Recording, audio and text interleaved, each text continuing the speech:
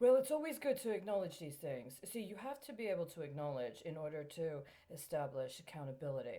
And when you refuse to acknowledge for a certain amount of time and the bitch doesn't die, you run the risk that she understands that you've defaulted. And in desperation to cover up your default, you may engage in even more high risk scenarios.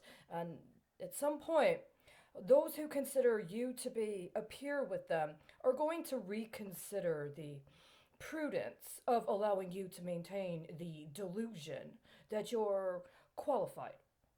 Now, at some point, somebody created some sort of bond or something, and recently, in terms of how things have gone, they, as I understand, again, tried to put this under the rubric of the Department of State.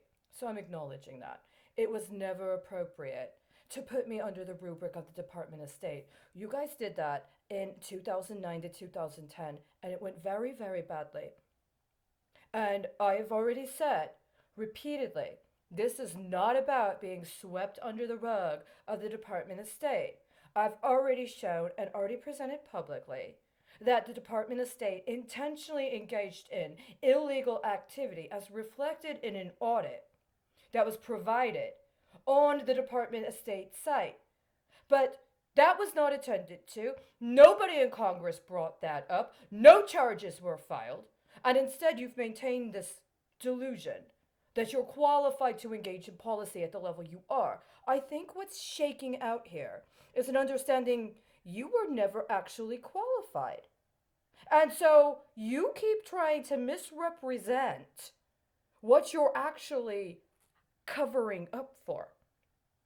You're covering up for the fact that you went way, way, way above what you were capable of doing relative to the resources you had access to and the profundity of your situation. So I'm acknowledging that somebody else has decided they want to try to characterize this as a State Department matter. Well, it's not.